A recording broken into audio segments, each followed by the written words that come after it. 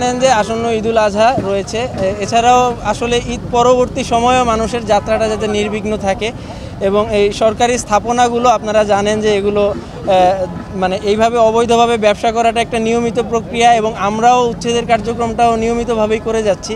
কিন্তু এবার আমরা আমাদের জেলা প্রশাসক স্যার সহ অন্যান্য যারা রয়েছেন সকলের একটা সমন্বিত ডিসিশন হয়েছে যে আমরা এবার একটু হার্ড লাইনে যাব। তো সেই জায়গা থেকে আমাদের বাংলাদেশ সেনাবাহিনী রয়েছে, রোডস অ্যান্ড হাইওয়ে রয়েছে, আমাদের পুলিশ রয়েছে এবং আমাদের স্থানীয় যারা রয়েছে তারাও আমাদেরকে যথেষ্ট সহযোগিতা করেছে। আপনারা প্রিন্ট মিডিয়া এবং ইলেকট্রনিক মিডিয়ার সাংবাদিক কর্মীবৃন্দ রয়েছেন, আপনারা সকলেই সহযোগিতা করেছেন।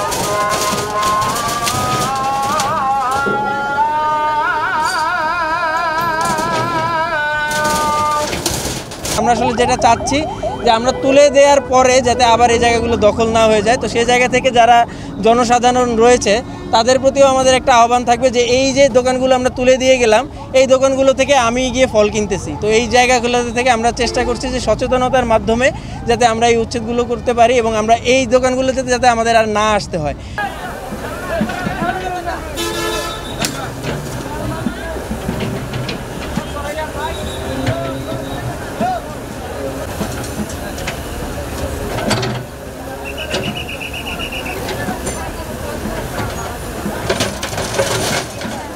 আমরা আসলে আজকে জাস্ট হচ্ছে যেহেতু ঈদুল আজহা রয়েছে সেটাকে সামনে রেখে আমরা জাস্ট হাইওয়েটাকে অগ্রাধিকার দিয়েছি।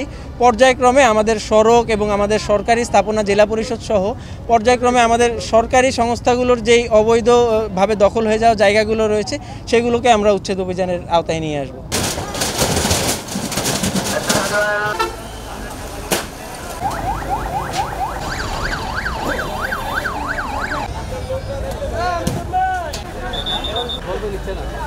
আমরা অবজারভেশনে রাখবো, এটা আমাদের আসলে রুটিন ওয়ার্ক। আজকে যে জেলা প্রশাসন, বাংলাদেশ সেনাবাহিনী, পুলিশ সবার সহযোগিতা আমরা উচ্ছেদ কার্য ঈদকে সামনে থেকে করছি এবং এই জায়গাগুলো যদি খালি থাকে, ফাঁকা থাকে, নিয়মিত অবস্থা থাকবে। হাইওয়ে পুলিশকে আমরা বলবো তাদের সহযোগিতা করার জন্য, তাদের টিম যখন আসা যাওয়া করে তারা জন্য এটা একটু দেখভাল করে। আমরাও এটা সচেষ্ট থাকবো যেন আবার পুনরায় ফিরে না আসে। স্থায়ী কোনো পরিকল্পনা নেওয়া যায়? স্থায়ী দেখেন এগুলো বেশিরভাগই ভাসমান, এটা সিজনাল ব্যবসা, যেমন ফ্রুটসের ব্যবসাগুলো করতেছে আপনারা দেখছেন, এগুলো বেশিরভাগই ভাসমান, অকেশনালি আসে, ঈদ উপলক্ষে বেশি আসে। এটা আসলে স্থায়ী এই মুহূর্তে এখানে কিছু করার নাই, আসলে আমাদের অবজারভেশনে রাখতে হবে। এই যাত্রা কেমন হবে? আশা করা যায় নিরাপদ হবে, সুষ্ঠু হবে।